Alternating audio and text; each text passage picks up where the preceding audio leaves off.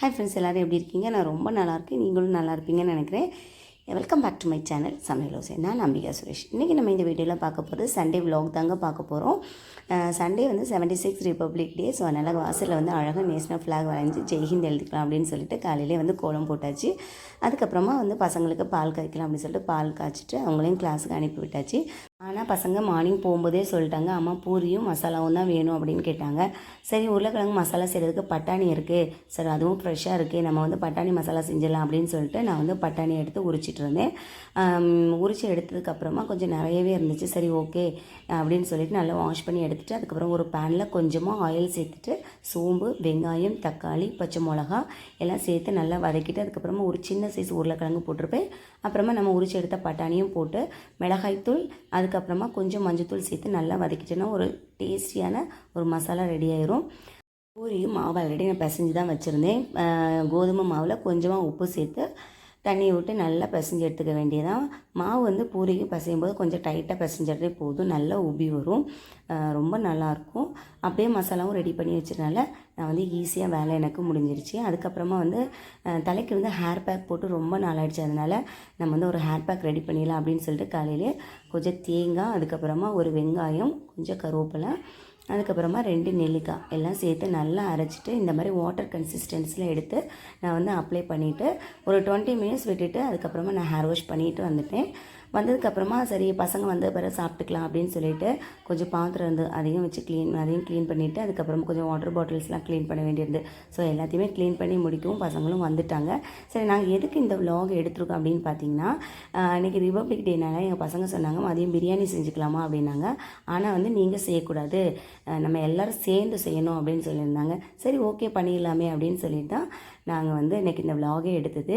காலையில் எனக்கு ஸ்கூல் இல்லை, பட் எங்கள் ஹஸ்பண்டுக்கு வந்து ஸ்கூல் இருந்துச்சு. அவங்க காலையிலே போயிட்டு ஃப்ளாக் ஹைஸ்ட் பண்ணிவிட்டு வந்துட்டாங்க. வந்ததுக்கப்புறமா எல்லோரும் சாப்பிட்டுட்டு கொஞ்சம் நேரம் உட்காந்து பசங்க விளையாடிட்டு இருந்தாங்க, செஸ் போர்ட் விளையாடிட்டு இருந்தாங்க. சரி, விளையாடி முடிச்சதும் டைமும் ஆகிடுச்சு. சரி சமைக்க ஸ்டார்ட் பண்ணிடலாம் அப்படின்னு சொல்லிட்டு நாங்கள் வந்து சமைக்க ஸ்டார்ட் பண்ணிட்டோம். ஆளுக்கு ஒரு வேலையாக செய்யலாம் அப்படின்னு தான் நினச்சிட்டு எங்கள் பையன் சொன்னால் நான் வெங்காயம் வெட்டுறேம்மா அப்படின்னா, வெங்காயம் வெட்டாதடா கண்ணு எரிய போகுது அப்படின்னு, பரவாயில்லம்மா நானே வெட்டுறேன் அப்படின்னு சொல்லிட்டு அவன் வெட்ட ஸ்டார்ட் பண்ணிட்டான். நாங்கள் வந்து அப்படியே நானும் எங்கள் ஹஸ்பண்டு அப்புறம் சின்ன பையன் எல்லோரும் சேர்ந்து புதினா அதுக்கப்புறமா மல்லி இலையும் க்ளீன் பண்ணலாம் அப்படின்னு சொல்லிட்டு நாங்கள் எடுத்து க்ளீன் பண்ணிகிட்டு இருந்தோம். பட் அதுவும் வெங்காயம் வெட்ட அவனுக்கு கண்ணிலேருந்து தண்ணி வந்துடுச்சு. பட் அதையும் மேனேஜ் பண்ணிவிட்டு அப்படியே இருந்து வெட்டிகிட்டு இருந்தான். கொஞ்சம் நேரத்தில் அம்மா எனக்கு கால் வலிக்குன்னு சொல்லிட்டு மேலே ஏறி உட்காந்துட்டாங்க. சரி எப்படியோ செய்கிறத செய்யட்டும் அப்படின்னு சொல்லிட்டு நானும் விட்டுட்டேன். நாங்கள் இங்கே வந்து புதினா எடுத்து முடிச்சிட்டோம். எங்கள் பையன் பெரிய பையன் ஓரளவுக்கு வேலை செய்வாங்க, பட் எங்கள் சின்ன பையன் வந்து அப்படி தான் செய்கிற மாதிரி செய்வாங்க, அப்படி செய்ய மாட்டாங்க, அப்படி தான் பண்ணுவாங்க. அப்படியே எல்லாமே க்ளீன் பண்ணி முடிச்சதுக்கப்புறமா நம்ம வந்து சிக்கன் வந்து க்ளீன் பண்ணிட்டு, சிக்கன் வந்து ரொம்ப பெருசாக இருந்ததுனால கொஞ்சம் கட் பண்ணிவிட்டு அதுக்கப்புறமா இஞ்சி பூண்டு அரைச்சிடலாம் அப்படின்னு சொல்லிட்டு பையனுக்கு வந்து நான் சொல்லி கொடுத்தேன். அந்த இஞ்சி அதுக்கப்புறமா பூண்டு அரைக்கும்போது ஒரு பச்சை மிளகாவும் சேர்த்து தான் நான் அரைக்கிறது, எப்போவுமே சேர்த்து நான் அரைச்சி எடுக்க சொல்லிட்டேன். அவனும் எடுத்துட்டான். அவனுக்கு ரொம்ப இன்ட்ரெஸ்ட்டு சமைக்கணும் அப்படின்னதும். அதனால சரி நீனே ரெடி பண்ணியிருப்பா அப்படின்னு சொல்லிட்டு நான் சொல்லி கொடுத்துட்டே இருந்தேன் எது எது போடணும் அப்படின்ட்டு. அவனும் கரெக்டாக போட்டு பண்ணிகிட்டே இருந்தான். இந்த வீடியோ பார்க்கும்போது ஒரு சில பேருக்கு தோணும், ஏன் பசங்களை வந்து வேலை செய்ய சொல்கிறாங்க, ஏன் அவங்களுக்கு இந்த வேலை செய்யணும் அப்படிங்கிற ஒரு சில பேருக்கு என்ன, சில பேருக்கு தோணும் செய்கிறது நல்லது தான் அப்படிங்கிற மாதிரி தோணும். ஒவ்வொருத்தவங்களோட மனசும் ஒவ்வொரு மாதிரி இருக்கும். உண்மையாக இல்லையா? கண்டிப்பாக அதான் உண்மை. ஆனால் வந்து என்னை பொறுத்த வரைக்கும் பசங்களுக்கு வந்து எல்லாமே தெரிஞ்சுக்கணும். அது வந்து படிப்பு, விளையாட்டு எதுவாக இருந்தாலும் சரி, அப்படியே உங்களுக்கு வந்து ஒரு சில விஷயங்கள் தெரிஞ்சுக்கணும் அப்படிங்கிறது என்னோட கருத்து. அதாவது இந்த வயசு வந்து அவங்களுக்கு வந்து 10 விஷயமும் கற்றுக்கிற வயசு. நம்ம எது சொல்லி கொடுத்தாலும் அவங்க ஈஸியாக அப்சர்வ் பண்ணிப்பாங்க, புரிஞ்சுப்பாங்க. அதனால் வந்து அவங்களுக்கு இன்ட்ரெஸ்ட் வரும்போது கண்டிப்பாக நம்ம அதை சொல்கிறோம். அவங்களாம் இன்ட்ரெஸ்ட் எடுத்து கேட்குறாங்க, அம்மா நான் செய்கிறேன் அப்படிங்கும்போது கண்டிப்பாக அந்த பசங்களுக்கு நம்ம அந்த டைமில் சொல்லி கொடுத்தே ஆகணும். அவங்க வந்து செய்ய வச்சிடணும். அப்போ தான் அவங்களுக்கு அதில் ஒரு இன்னும் நமக்கு எதாவது செய்யணும் அப்படிங்கிற மாதிரி தோணும். இது என்னோடய தனிப்பட்ட கருத்து. அதே மாதிரி இந்த ஜென்ரேஷனில் பார்த்திங்கன்னா எல்லா பிள்ளைங்களுக்குமே எல்லா விஷயங்களும் தெரிஞ்சுருக்கணும். அது ஆணாக இருந்தாலும் சரி தான், பெண்ணாக இருந்தாலும் சரி தான்.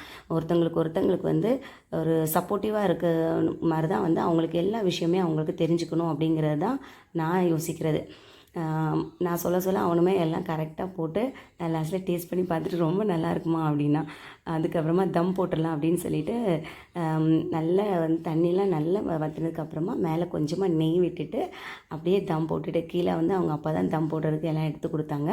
அதையும் போட்டுட்டு அதுக்கப்புறமா நான் போய் கொஞ்சம் உட்காந்துட்டு வரமா அப்படின்னு சொல்லிட்டு என்னமோ ரொம்ப வேலை செஞ்சுட்டாரு, அதனால் போய் உட்காந்துட்டு வரமா அப்படின்னு சொன்னேன். சரிப்பா நீ போயிட்டு வா அப்படின்னு சொல்லிட்டு அதுக்கப்புறமா நான் என்ன பண்ணேன் அப்படின்னா கிச்சனில் இருக்க பாத்திரத்தெல்லாம் க்ளீன் பண்ணிகிட்டு இருந்தேன். க்ளீன் பண்ணி முடிச்சதும் அப்புறம் எல்லோரும் உட்காந்து சாப்பிட்றலாமே அப்படின்னு சொல்லி தான் எல்லாமே ரெடி பண்ணிகிட்டு இருந்தேன். டைமும் பார்த்திங்கன்னா 2:00 ஆகிடுச்சு. அத்தைக்கும் சாப்பாடு கொடுக்குற டைம் வந்துடுச்சு. அந்தளவு கடகடன்னு எல்லா வேலையும் செஞ்சுட்டு அவன் என்ன பண்ணான்னா வந்து ரைத்தா செஞ்சிடலாமா அப்படின்னு சொல்லிட்டு வெங்காயம் கட் பண்ணிவிட்டு அதில் வந்து தயிரில் வெங்காயம் அதுக்கப்புறமா கொஞ்சம் கேரட்டு பச்சை மிளகா உப்பு போட்டு அவன் ரைத்தாவும் ரெடி பண்ணிட்டான். அப்படியே நாங்கள் வந்து தம்மை இறக்கிட்டு சாப்பிடக்கு ஸ்டார்ட் பண்ணிட்டோம். இந்த வீடியோ உங்களுக்கு பிடிச்சிருந்தா நம்ம சேனல் லைக் பண்ணி சப்ஸ்கிரைப் பண்ணி வச்சுக்கோங்க. தேங்க்ஸ் ஃபார் வாட்சிங்.